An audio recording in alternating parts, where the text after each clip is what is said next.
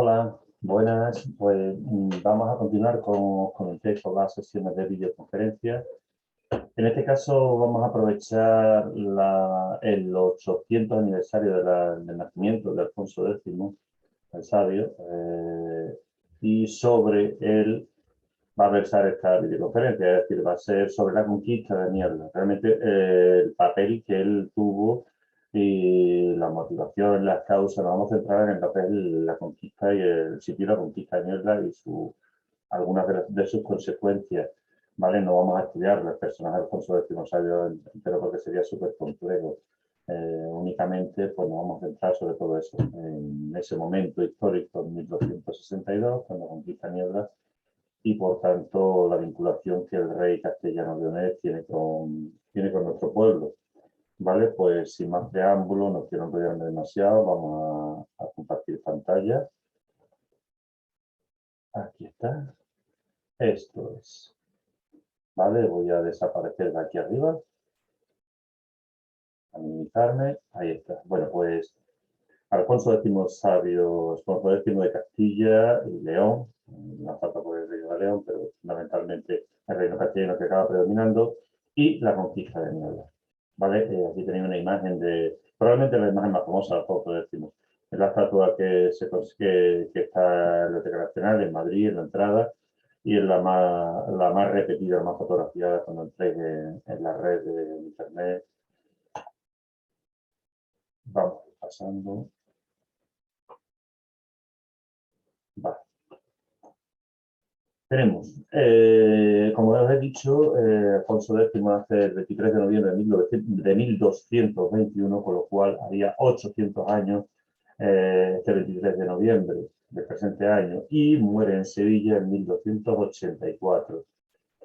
¿Qué sucede? Pues sucede una cosa muy curiosa, que sus restos están repartidos entre la Catedral de Sevilla, la imagen de la derecha, el sepulcro de Alfonso X en la Catedral de Sevilla, mientras que su corazón, él manda que su corazón se entierre en otra ciudad a la que estuvo muy vinculado, que es la ciudad de Murcia. Así pues, su corazón está enterrado en la Catedral de Murcia. Sobre el tema de la conquista de Niebla vamos a trabajar fundamentalmente con las que hay, ¿no? Son dos tipos de fuentes. Pueden ser de origen cristiano o pueden ser árabes. En este caso, la fuente más consultada, y que al final os pondré un poco de bibliografía, como siempre hago, sobre la conquista y las fuentes cristianas sobre la conquista de Alfonso X, pues básicamente son de tipo narrativa, como puede ser la crónica de Alfonso X, que cuidado, que la crónica de Alfonso X está escrita en el siglo XIV, no en el siglo XIII, es decir, es posterior a la vida del propio rey. Y luego hay una serie de fuentes que son ya más legales, que son los privilegios alfonsíes, es decir, son leyes que el propio rey va dictaminando, va dictando, y que muchas de ellas se recopilan. Aquí, por ejemplo, veis abajo dos imágenes, tenemos a la izquierda una reproducción, realmente una edición de, creo que principios del siglo XX o de los años 20, 30, de la Crónica General de España, ¿vale? Que la crónica de una de las fuentes para el estudio de la historia de Alfonso X, de nuestro caso de la conquista de Niebla, y a la de ahí aquí vemos un privilegio rodado, por ejemplo, en este caso es concedido a la villa de Usillos, no tiene que ver con ella, pero sí quiero que veáis un documento completo como sería el privilegio rodado. Se llama privilegio rodado porque tiene el símbolo de la rueda, es una rueda en el centro del documento, un pergamino, ¿vale? Y tiene una rueda, por de ahí privilegio rodado. Me gustó esta imagen sobre todo porque se conserva casi en su totalidad, es decir, con su sello de plomo, un sello pendente, ¿vale? Un sello que cuelga y un sello de plomo. Es uno de los símbolos, o sea, de las partes que suele tener un documento oficial, en este caso un documento real, ¿vale? Por otro lado, ¿qué tenemos? Tenemos las fuentes árabes. La fuente árabe, la principal, hay algunas más, ¿vale? Algunas referencias más pequeñas, pero la principal fuente árabe que utiliza Nihidari, que también, igual que le pasa con la crónica de Alfonso X, Nihidari es del siglo XIV, ¿vale? Las crónicas árabes de Nihidari son del 1312, 1313, con lo cual estamos hablando también de que narrar sucesos que suceden, en este caso, por 50, 60 años después. Por ejemplo, uno de los arabistas, ha puesto aquí abajo una de las publicaciones de uno de los arabistas más importantes del siglo XX, que Ambrosio Wifi Miranda, que fue, digamos, un poco el precursor, en cierto modo, del arabismo hispánico, ¿no? El arabismo de la península ibérica. El contexto. Vamos a ubicarnos un poquito en qué está sucediendo en los momentos previos o durante esta época de conquista de Niebla. Bueno, pues a la izquierda os he puesto una reproducción, más o menos grosso modo, de lo que podría ser el reino taifa de Niebla en sus inicios. Cuidado, ¿vale? Cuando el último rey taifa de Niebla, Imafur, proclama un reino independiente, las últimas taifas, aproximadamente esto sería su territorio de influencia, ¿vale? Veremos cómo evoluciona, cómo pierde gran parte de ese territorio en el momento de la conquista, pero inicialmente sí podemos hablar de todo este zona, por lo menos de influencia, sino de dominio político real.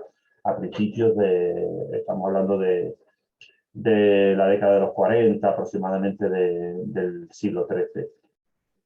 Y no solo tenemos este contexto, digamos, geográfico-político, es decir, un reino que ocupa esta parte de la zona suroccidental de la península ibérica, también tenemos un problema que cada vez se está haciendo más latente en el Al-Ándalus de ese momento, que es la población mudéjar. Mudéjar, cuyo nombre viene del árabe y que viene a traducirse como aquel a quien se ha permitido quedarse, es decir, aquellos musulmanes que se quedan en tierras cristianas conquistadas por los cristianos y digamos que podríamos considerar cristianas. Es decir, pensemos que desde las Navas de Tolosa, desde 1260, de 1212, digamos, se abre la puerta al sur de la península ibérica, fundamentalmente Andalucía, el sur de Portugal, y se viene conquistando territorio a una velocidad ya un poquito mayor que la de siglos anteriores. Evidentemente no hay población suficiente para repoblar digamos, de cristianos todo lo que se va reconquistando, con lo cual también se permite que cierta población musulmana se quede en territorio cristiano, ¿vale? Con sus impuestos reglamentarios, con todas sus, digamos, con todas sus condiciones y prerrogativas. Esta población, la que denominamos mudéjar, ¿vale?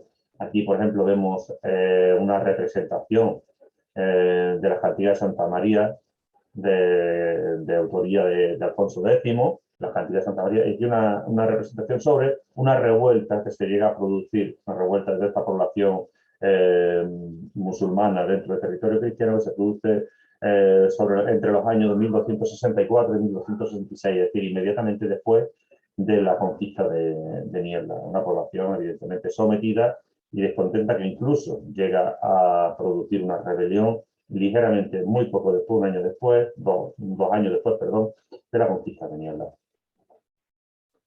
En Niebla, ¿qué o quién? En este caso, ¿quién nos encontramos? Hemos visto que Niebla es un reino de taifa independiente y como reino de taifa tiene su propio rey, ¿vale? Su propio rey, digamos, esta representación que tenemos en la Plaza de la Feria, realmente poco realista con respecto a lo que sería la indumentaria y la iconografía propia de un rey taifa musulmán del siglo XIII, del siglo XIII, perdón, estamos hablando de 1200, ¿veis? Y como os he comentado, dije la década de los 40, dramas anteriores, en 1234, este señor, Suhaid ibn Muhammad, perdonadme árabe, pero no es lo mío, no lo controlo, Suhaid ibn Muhammad ibn Mahfud al-Mustain, ¿vale? Pues este hombre se proclama como rey o señor de la taifa de Niebla.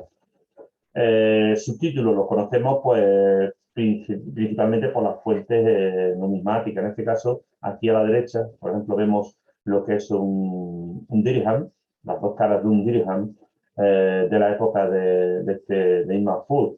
Realmente, por ejemplo, la primera parte es evidentemente una proclamación a Alá, pero la siguiente parte por aquí en 4 líneas, Amir al-Garb, es decir, el Emir del Algarve, al-Musta'in Billah, el bendecido de Alá, Musa ibn Muhammad ibn Nasir ibn Mahfud, que es su nombre. ¿vale? Porque le conocemos normalmente. Y Mahfuz escrito de distintas formas.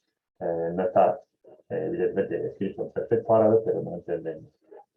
Pues este señor es el que domina ese territorio amplio que vimos en 1230, desde 1234 y del que va a ir perdiendo poco a poco partes hasta que, digamos, finalmente conquistado por Alfonso X en 1262.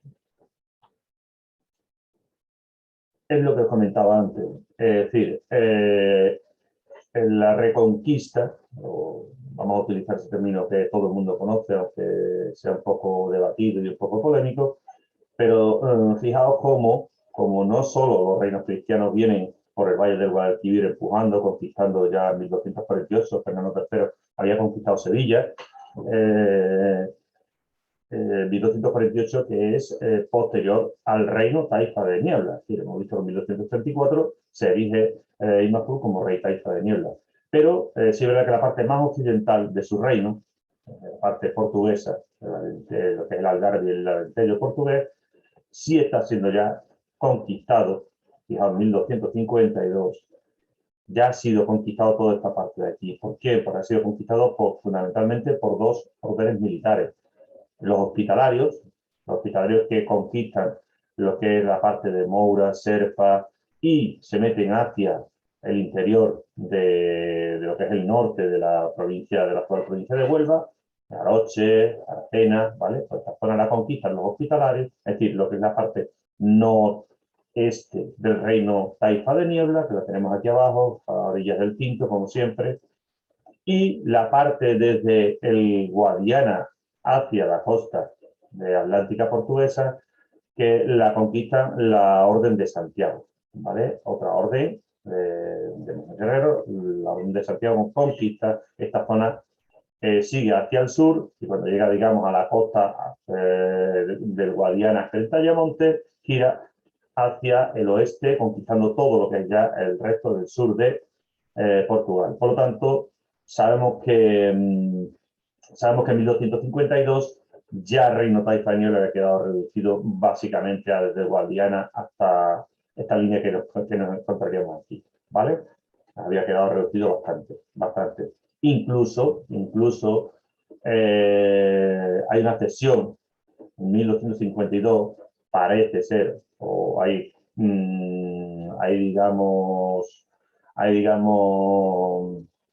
teorías de que el rey Taifa de Niebla cede los territorios al este del Guadiana, que ya, por cierto, no eran suyos, pero él se había intitulado Emir del Algarve, con lo cual, pues bueno, bajo su título, pues supuestamente los conservaba, y él cede los territorios al este del Guadiana al infante Alfonso de Castilla, en este caso sería el futuro Alfonso X, pero también hay investigadores que plantean que podría ser que ese Alfonso no fuera Alfonso de Castilla, porque realmente no habla de Alfonso de Castilla, habla del infante Alfonso, podría ser el también posterior rey de Portugal, que también tenía ese mismo nombre, Alfonso. Vale, toda esta polémica que luego veremos que se denomina el tema del Algarve, o el problema del Algarve, es decir, a quién realmente acaba perteneciendo o pertenece esta zona del antiguo reino Taifa de Niebla, finalizará con el Tratado de Badajoz en 1267, es decir, viene codeando hasta 5 años después de la conquista, incluso de la conquista de Niebla. Muy bien, pues este es, digamos, el contexto en el que nos estamos moviendo. ¿Qué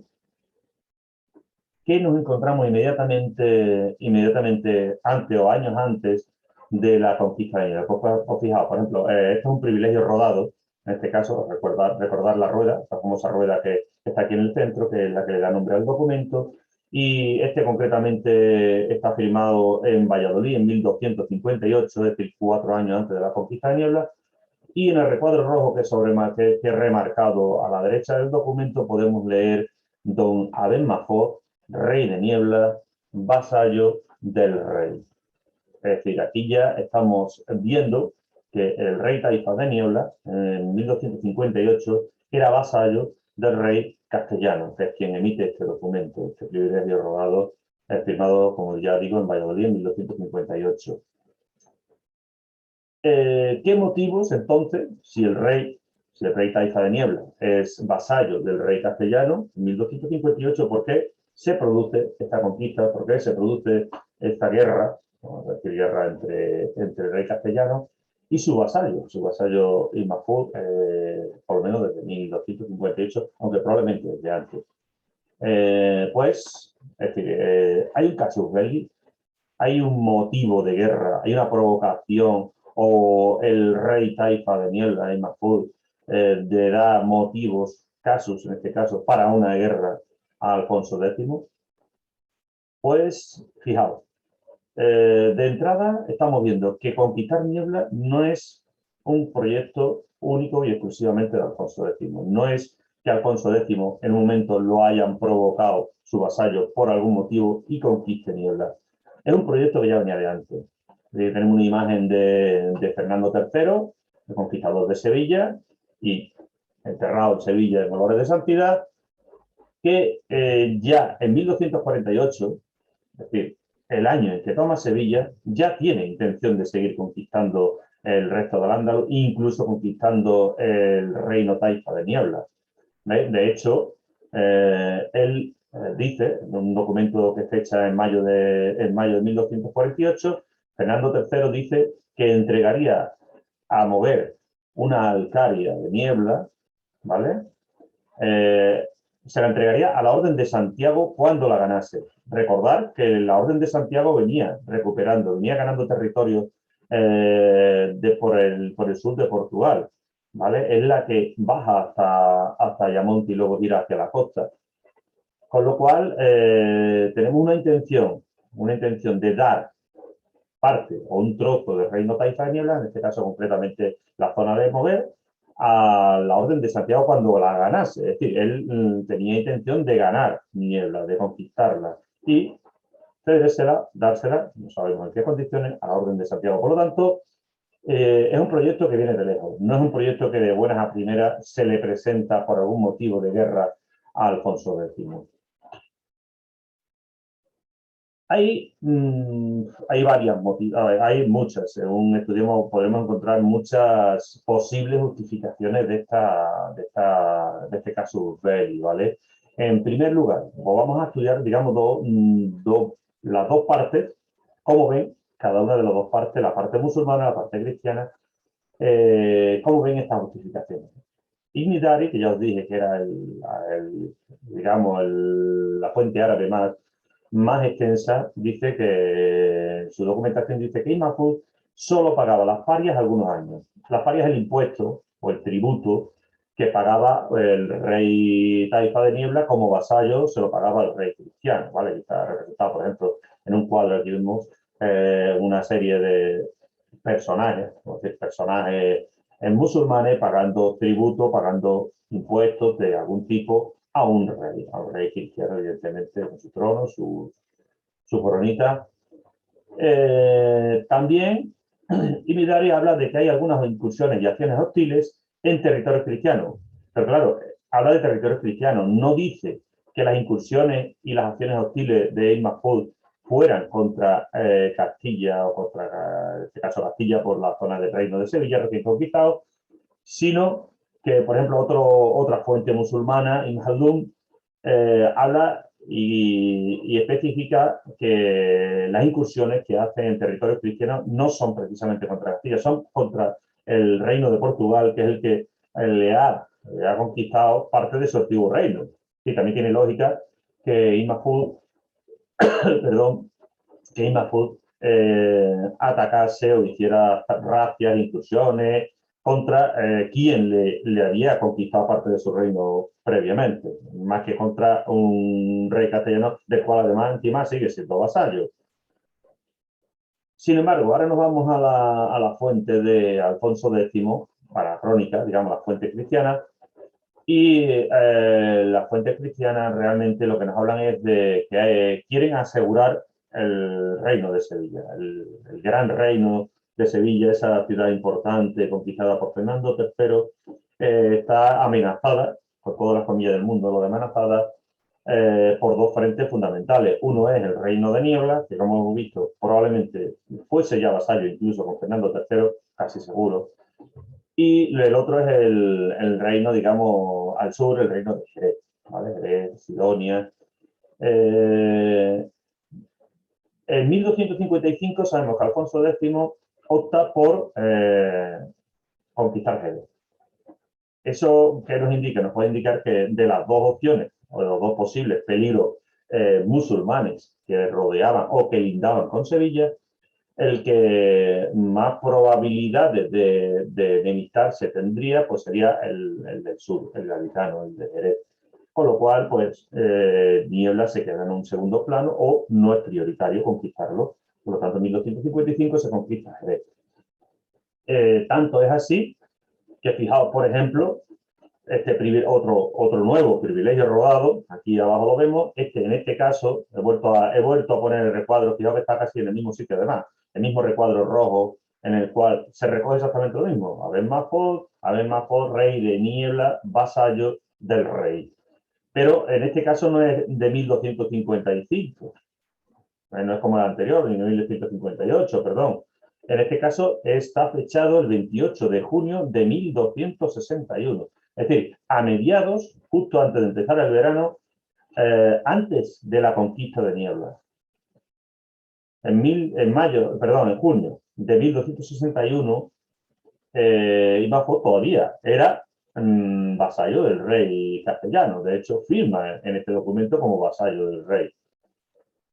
Así que, o bien los motivos de casus belli fueron inmediatos, o hay otra serie de motivos que vamos a ir viendo más adelante, poquito a poco. Motivos políticos, ¿vale? Hay motivos ya no de guerra propiamente dicho, es decir, no son ataques con armas, ni saqueos, ni racias, sino motivos puramente políticos. Es decir, por un lado tenemos la tradicional reconquista, es decir, la idea de todos los... Aquí vemos, por ejemplo, una representación de Alfonso X reconquistando, que es el término que tanto se nos ha inculcado, reconquistando la zona tomando posesión de Cádiz, la zona que dijimos antes, la que fue más prioritaria para él, la de Jerez Cádiz.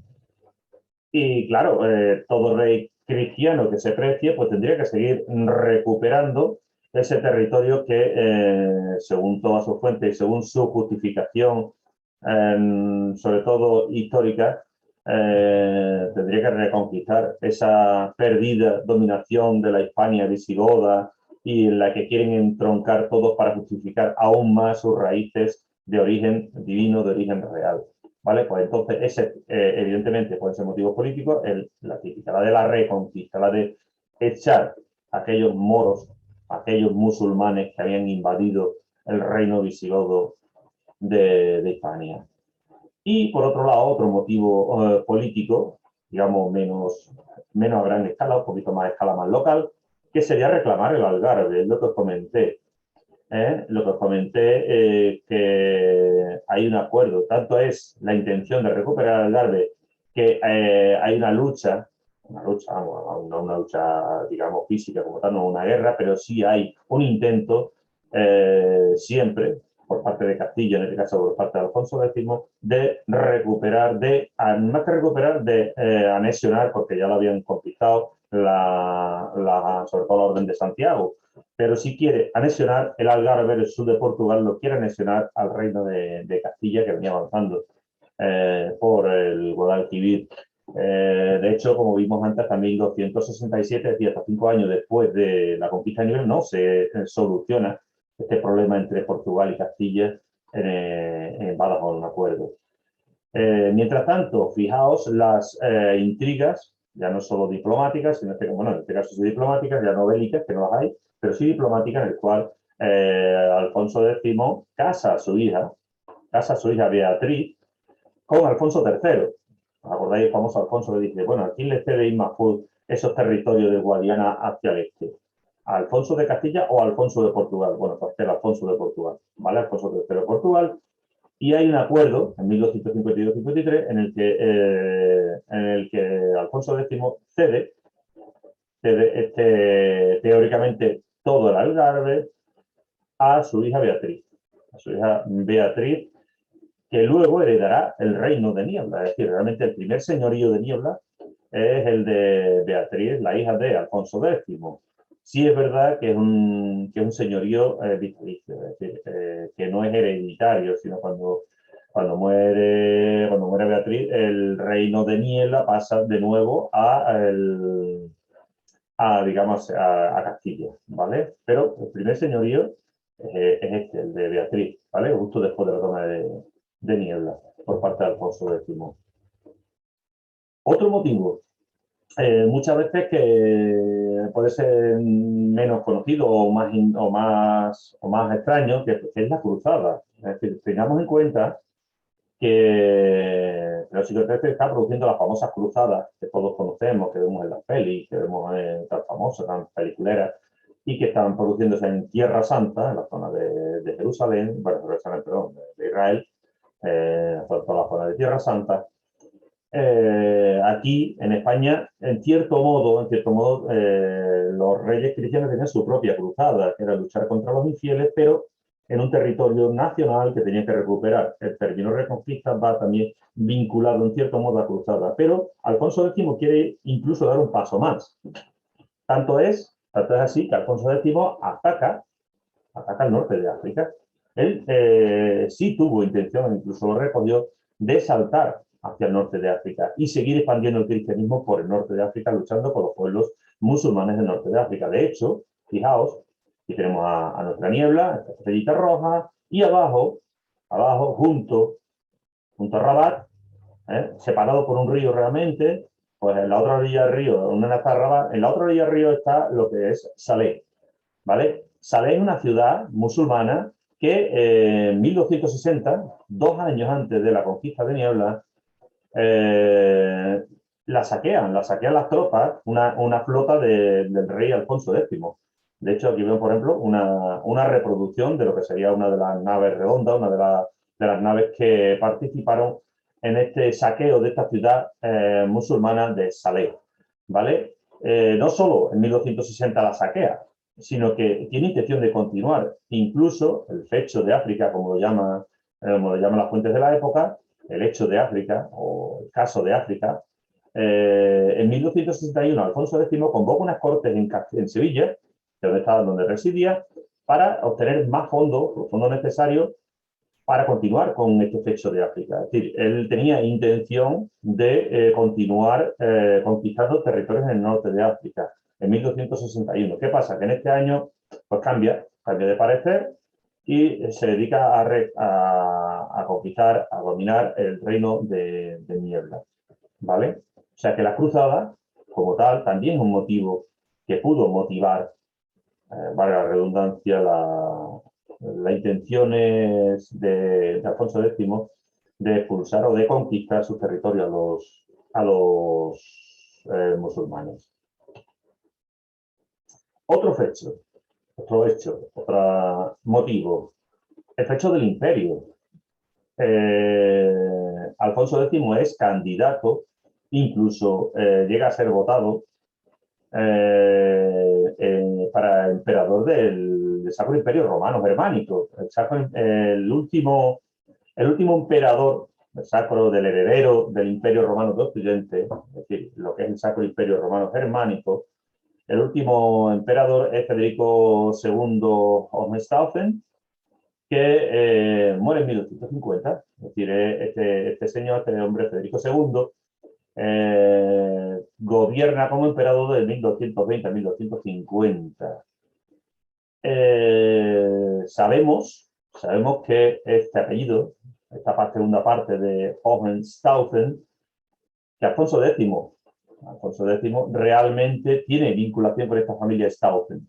Aquí vemos los padres de Alfonso X, que son Fernando III y Beatriz de Suabia. Beatriz de Suabia pertenece a la familia Staufen, una familia germánica, ¿vale? Una familia centroeuropea germánica. Con lo cual, de este matrimonio que nace Alfonso X, tiene, en cierto modo, aunque realmente casi todas las casas, muchas casas están muy emparentadas en general, pero bueno, en este caso, Alfonso X tenía esa rama que le vinculaba a Staufen, al último emperador del Sacro Imperio Romano Germánico, y lo convencen para que se presente a las elecciones a emperador. Bueno, evidentemente no son una elección democrática al uso, como lo de ahora, es decir, realmente había 10, 12 votos en liza, no había más, de algunos personajes muy relevantes, obispo, algún príncipe, o sea que realmente...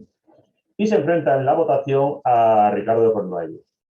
Ricardo de Cornualles es un noble inglés, que son, digamos, los dos candidatos inicialmente, tanto Alfonso X como Ricardo de Cornualles, se enfrentan bueno, se enfrentan, realmente se proponen como para ser emperadores. Si alguno de los dos, que es verdad que ganó la votación, es Ricardo Cornualles, si alguno de los dos se intitula con un poquito más de motivo, de razón como emperador, o en este caso rey de los romanos, es Ricardo, ¿vale? Ricardo Cornualles, que incluso muere bastante antes, muere en 72, recordamos que Alfonso X muere en 84, incluso muere Ricardo, teóricamente se hubiera quedado solo, sin independencia, se hubiera quedado sola esa candidatura a emperador Alfonso X, pero ni siquiera, aunque estuvo a veces a favor, a veces en contra del Papa, un personaje relevante y de importancia en esta época, no tuvo suficiente apoyo como para llegar a ser elegido emperador. Evidentemente, cualquier conquista, como podría ser la del, digamos, la de la península ibérica, cualquier hecho de currículum, vamos a llamarlo así, en términos actuales, para engrosar el currículum y esa oposición de Alfonso X a ser emperador, pues el tema de la cruzada del norte de África, el tema de la unificación de la península ibérica, todo esto hubiera sumado puntos a la hora de su candidatura, y de ganarse, pues, por ejemplo, el favor del Papa, como vamos a ponerle todas las comillas del mundo, pero como defensor de la cristiandad en Occidente, en fin, que sepamos eso, que por vínculos familiares y sobre todo por propuestas que vinieron, creo, si no me recuerdo mal, de Italia, pues estuvo pugnando por ser emperador del Imperio Sacro, del Sacro Imperio Romano Germánico. Aquí tenemos, evidentemente veis cómo hubiera quedado a la hora de optar por ese trono imperial, cómo hubiera quedado una vez incorporado Niebla al reino de Sevilla. Esto estamos hablando del año 1300, ¿vale? Unos 40 años después de la conquista de Niebla, que ya estaba determinado a quién le pertenece el Algarve. Pero sí es verdad que en esta intención imperial puede ser que Alfonso X, como viene aquí, primero quisiera ser rey, o emperador, o dominador, o señor de Hispania, y luego optar a ese imperio germánico, el imperio romano germánico, o al menos crear una especie de pseudo imperio en la zona del Mediterráneo occidental, lo que también justifica un poco esa intención de invadir, esa intención de dar el salto al norte de África. En todo este contexto y en todas estas motivaciones posibles, veis que ya van apareciendo muchas motivaciones, que está el casus belli, puede ser casus belli, puede ser el de la reconquista, es el de los motivos políticos de la anexión del Algarve, en este caso la del imperio, en fin, estamos viendo muchos motivos posibles para la conquista que normalmente las cosas no solo tienen una justificación, suelen tener varias justificaciones que se juntan, una tiene más peso, otra menos peso, una tiene más lógica, otra menos lógica, pero no suele ser única. Hay otro problema también de fondo, que lo planteé al principio cuando hablé de la revuelta mudéjar de 1264, ¿vale? ¿Qué pasa?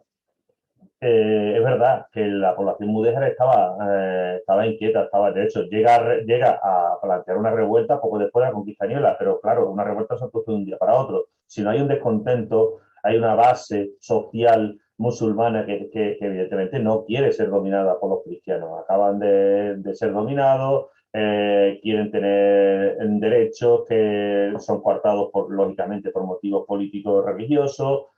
Y hay un problema de fondo, un problema mudéjar en el cual se tiende a despoblar, se tiende a echar, en definitiva, se tiende a echar la población musulmana, o por lo menos que no sean mayoría, intentar que no sea mayoría ni dominante. Así que hay un sustrato de inquietud de población mudéjar que tampoco descartamos que esos reinos que se fueron conquistando, población de esos reinos fueran y llegaran a ir refugiándose en los poquitos reinos que le iba quedando, bien Granada o bien en este caso el de Niebla antes de ser conquistado. Es decir, puede haber población mudéjar, inquieta y un poco alborotadora, porque a lo mejor en términos de Castilla, que podría dar un poco de problema, ¿vale? De hecho, aquí tenemos, por ejemplo, el tema de expulsar el extracto de la Carta Puebla, concesión del fuero real que se le da a Niebla, el Alfonso X le da fuero real, título, condición de ciudad, de Carta Puebla, utilizando realmente el mismo fuero que tenía Sevilla, pero se lo da en 1263, un poco después de la conquista, en la cual sí viene, por ejemplo, aquí tenemos, echamos en de los moros, poblamos de cristianos al servicio de Dios. Es decir, esa intención de expulsar los musulmanes que son problemáticos y de poblarlos de cristianos también está latente. También puede ser un motivo para evitar que Niel se convierta en un reducto de mudéjares o de población musulmana descontenta expulsada de otros reinos que están siendo conquistados. Bueno, pues visto todas las posibles causas que pudieron motivar la conquista de Niebla, pues vamos a entrar, de hecho, lo que es ya de pleno, en el hecho real de la conquista de Niebla. ¿Vale? La foto ya por aquí de nuestras murallas. En primer lugar, Niebla se conquista por asedio. Es decir, Niebla se rodea y tiene un periodo largo, muy largo, parece ser que más o menos, hay distintas versiones, pero bueno, el máximo se lleva a 9 meses y medio, desde luego tuvo que ser superior a 8 meses casi seguro, ¿vale? Pero estuvo de 8 a 9 meses y medio asediada, rodeada, ¿vale? De hecho, nos consta que aquí, por ejemplo, veis que en 1262, en febrero de 1262, Alfonso X firma un documento, los famosos documentos legales que os comenté, en la cerca de Niebla, es decir, en el sitio rodeando a Niebla, conquistando a Niebla. Mientras que en marzo, este de febrero, del 12 de febrero, mientras que en marzo ya firma otro documento distinto en Sevilla. Con lo cual, parece ser que la conquista de Niebla se debió producir en febrero de 1262, ¿vale? Media o finales de febrero, muy principios de marzo. Pero, por poner una fecha, febrero de 1262. En este asedio, evidentemente, no solo participan, porque hay muchas fuentes y sobre todo el mal uso del lenguaje, en el sentido histórico, del que no quiero ahondar mucho para no entrar en debate y en polémica, pero sí es verdad que hay varios elementos no documentados, o por lo menos levemente documentados, o incluso contradictorios entre fuentes cristianas y musulmanas sobre el tema de la conquista. Parece ser que evidentemente, que al rey Alfonso X le ayudan y colaboran con él tropas también musulmanas, no solo cristianas, por supuesto. Hay reyes, los nazaríes granadinos son vasallos, igual que lo era Imahfud de Alfonso X, con lo cual un vasallo tiene que prestarle ayuda a su rey cuando se la solicita, en este caso en una guerra, ¿vale? Tropas, dinero, pertrechos. Otra de las leyendas de las que ya no voy a ahondar porque la hemos tocado en otra videoconferencia, y cualquiera que quiera saber más, o por lo menos mi opinión, puede entrar en el blog, en el mismo canal de YouTube. También tenemos algo, creo recordar, sobre la pólvora, pero bueno, otra leyenda demasiado extendida y no documentada y probablemente incierta sea la del el uso de la pólvora, que, como ya he dicho muchas veces y seguiré defendiendo hasta que se demuestre lo contrario, la pólvora no se utiliza en Niebla. La pólvora realmente parece ser que, por lo menos la primera documentación que tenemos del uso de la pólvora como tal, en 1344, en el sitio de Algeciras, ¿vale? El sitio de Algeciras por Alfonso XI, el nieto de Alfonso X. Es decir, estamos hablando de 82 años después de la conquista de Niebla, cuando probablemente sí se habla ya de pellas de fierro que le lanzaban con trueno. Eso sí nos puede dar señales, y los tipos de heridas que producían nos puede dar señales de que ahí se utilizó, pues, la pólvora con unos cañones muy rudimentarios.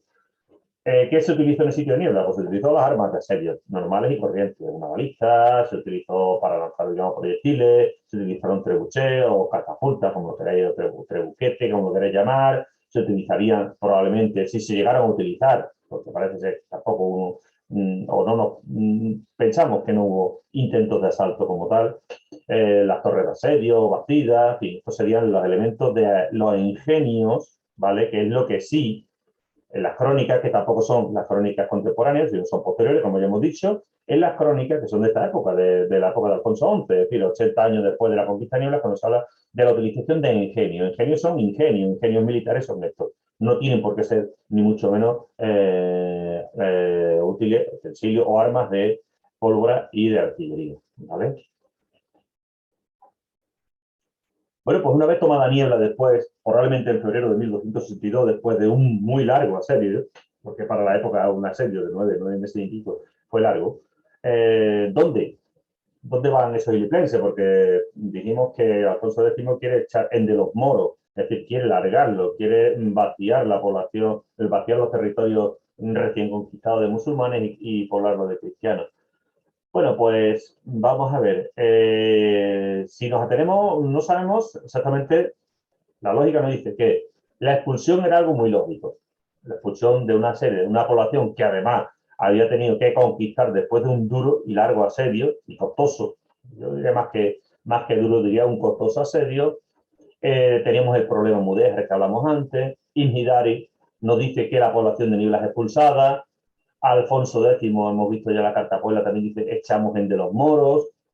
Y esta expulsión está defendida por historiadores como Ladero Quesada o como Julio González. ¿Vale? Mientras que también hay algunos historiadores que abogan por la permanencia, si no de toda, pero de parte grande o pequeña de esa población musulmana. Es decir, puede ser, hay quien plantea que la población rural no se expulsa, sino se sigue quedando en sus alcarias, se sigue quedando en sus fincas, se sigue quedando en el campo, trabajando ese campo, siendo la urbana la que probablemente sí podría emigrar más o haber sido expulsada. Pero, por ejemplo, sí tenemos que en 1304, es decir, 42 años después de la conquista de Niebla, en la fuente se habla de Abdalá, hijo de Hamed, alcalde de Moros. Es decir, esto supone que había una morería, que había una población, un núcleo de población musulmana dentro de Niebla. En una aljama es eso, ¿vale? Por ejemplo, aquí veis, por ejemplo, que todas las ciudades quedaban morerías. Aquí tenemos en la plaza de Morería, en el barrio de Madrid, pues bueno, pues Madrid incluso había una morería, un barrio en la que vivía la población musulmana. Pues en este caso, en 1304, 40 años después de la conquista de Niebla, hay un alcalde de Moros, que es Abdalá, hijo de Hamed. En la crónica, en la misma crónica de Alfonso X también se habla de que algunos lugares texó poblados de moros, es decir, que no la expulsión fue total. Y en el repartimiento y del linde que se hace después de la conquista del reino, evidentemente hay un repartimiento de tierras entre los señores que le ayudan al rey, entre la población y una serie de deslinde con otra serie, con las poblaciones que están limítrofes con Niebla. Estos deslindes y este repartimiento se hace ayudados por moros sabidores de la tierra y de los términos, es decir, moros que evidentemente llevaban siglos en este caso, conocían perfectamente los términos y las posibles delimitaciones territoriales y geográficas del antiguo reino taifa de Niebla. Historiadores que defienden un poco más esta permanencia, como puede ser Manuel González Jiménez o el mismo Amador de los Ríos en el siglo XIX. Está hablando de la población en general, pero Imafur, el rey taifa de Niebla, ¿qué le pasa? ¿Dónde acaba? ¿Dónde va? ¿Es expulsado? ¿No es expulsado? Bueno, pues Hidari, otra vez, de nuevo, la fuente principal a la que vamos a utilizar, dice que se fue a Marrakech, ¿vale? Se fue a Marrakech, marchó con su grupo de combatientes, junto al penúltimo califa almohade, Umar al-Murtada. O sea, que con quien se integró la fila del ejército, siendo considerado uno de sus mejores dirigentes. Es decir, la fuente árabe, la fuente principal de Hidari, que ya vuelvo a decir que es del 14, que no es ni siquiera del 13, nos dice que Mahfouz se marcha con sus soldados al norte de África y que lucha con el último califa almohade, ¿vale? Allí. Y se sobreentiende que moriría allí en Marrakech, en norte de África. Pero la fuente cristiana dicen otra cosa. Las fuentes cristianas dicen que después de que Alfonso X le concede a Ibn Mahfud tierra en que vistiese para en toda su vida, en el lugar de la Algagua. Es decir, tierra para vivir el resto de su vida. La Algagua es la Algaba, en Sevilla, ¿vale? Junto al río, relativamente cerca de Sevilla. No solo eso, también le concede pues, ciertas rentas de la judería de Sevilla, le concede un sitio en la Huerta del Rey, que antiguamente, digamos, realmente el nombre lo que le concede es la Buaira, ¿vale? La Buaira, que no es ni más ni menos significa que la laguna y que luego fue llamada Huerta del Rey. Digamos, el orden sería el inverso. Le concede tierras en la Buaira. Este es el Palacio de la Buaira, que está en pleno, vamos a decir centro-centro, pero vamos, es una zona muy céntrica de Sevilla. ¿Vale? Pudo ser una zona, de que no, evidentemente, pero pudo ser una zona de dominio o terrenos que pertenecieron al rey Taifa de Niebla, Ibn Mahfud. Es decir, tiene tierra en la Algaba, tierra en la Buaira. Incluso hay algunos investigadores que han planteado que la llamada Casa del Rey Moro, que se encontraba en la calle Sol de Sevilla, esto es una restauración muy actual, muy moderna, pero sí, desde siempre se le llamaba la Casa del Rey Moro en la calle Sol de Sevilla, ¿vale? También una zona bastante céntrica. Después, también hay quien llega incluso a plantear que pudo haber sido inicialmente la residencia de Ibn Mahfud dentro de Sevilla.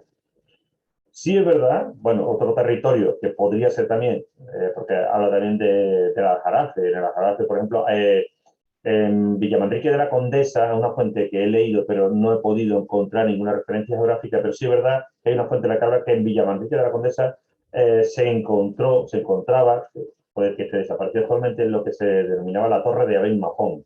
Aben Mahón puede ser un acrónimo de una cristianización de Ibn Mahfud, ¿vale?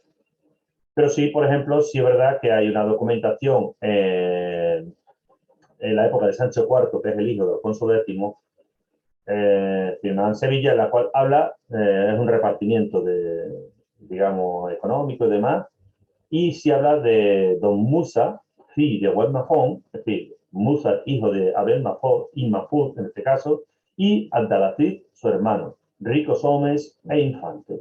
Es decir, parece ser que hay una referencia a los hijos, a dos de los hijos, no sabemos si tendría más o no, pero en este caso son Musa y Abdalaziz, hijos de Ibn Mahfud, que vivían en Sevilla y que además eran ricos hombres, que eran pudientes, tenían sus territorios, tenían todo lo que habían heredado de su padre, e infantes, es decir, venían de procedencia, por lo menos de una nobleza, si no media baja, pero tenían su cierta nobleza, son infantes, ¿vale? No son normales, no son simples caballeros, o son, tienen cierta enjundia su titulación. O sea que todo esto nos parece indicar que Ibn Mahfud probablemente se quedó en esta zona de Sevilla con sus tierras, con sus beneficios, e incluso sus hijos heredaron buena parte de estos beneficios.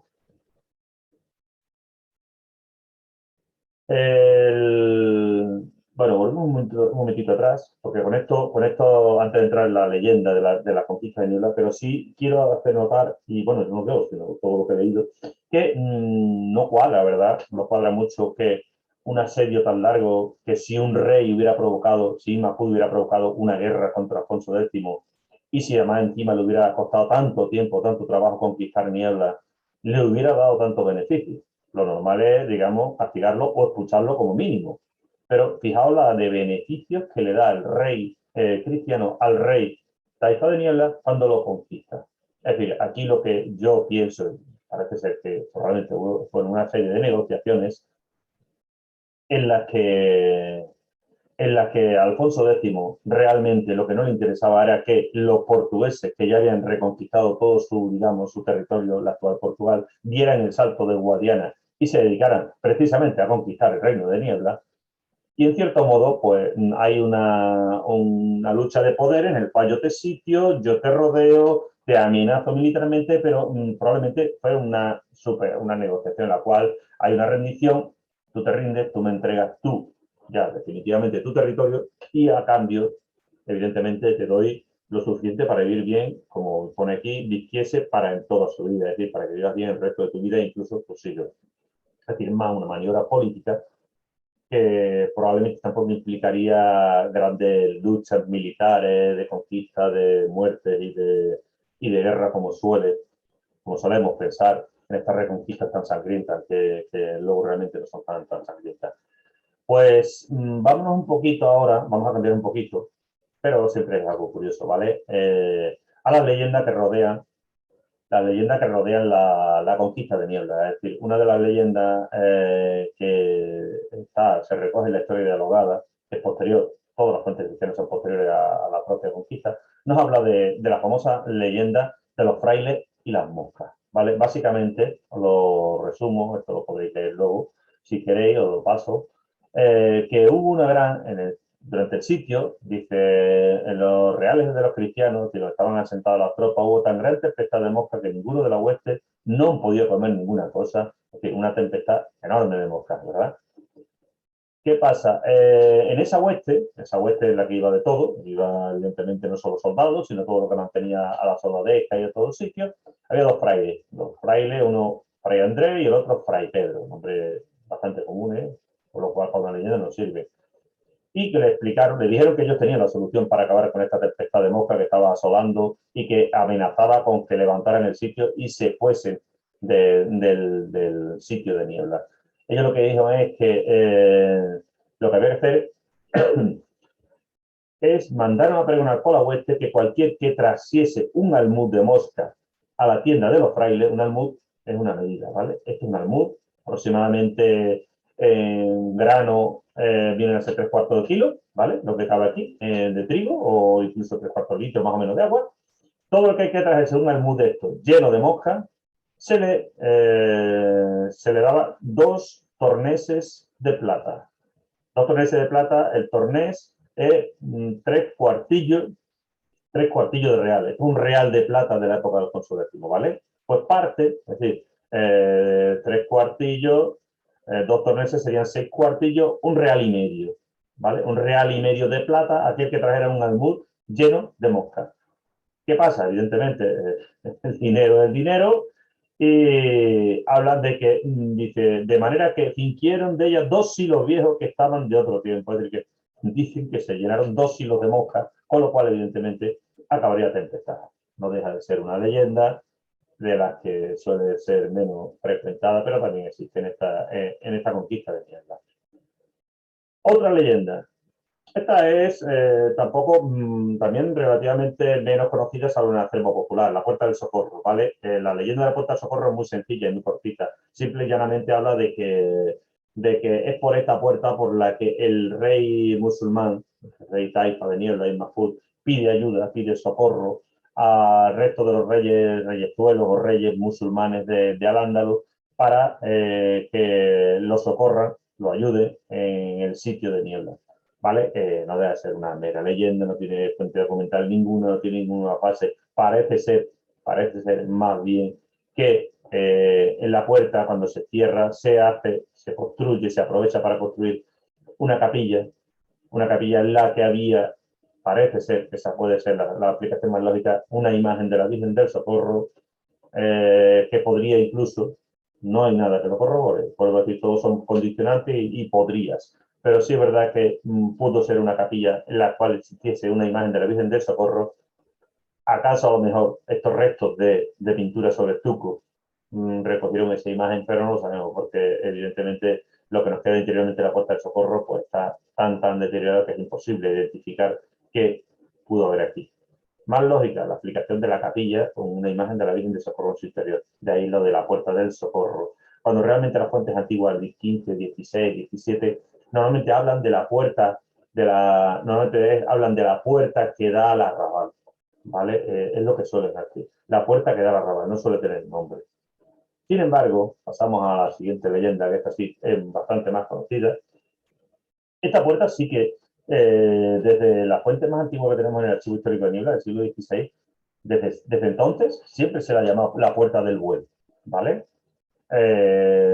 Recordamos para aquellos que puedan ver esto, que no sean tan vinculados a Niebla, ¿en qué consiste? Pues no es ni más ni menos que durante el asedio de las tropas de Alfonso X Magnán Mahmud, el rey hizo un asedio largo, un asedio por hambre, por cansancio, para demostrar que realmente no tenían necesidad, no estaban en condiciones tan precarias.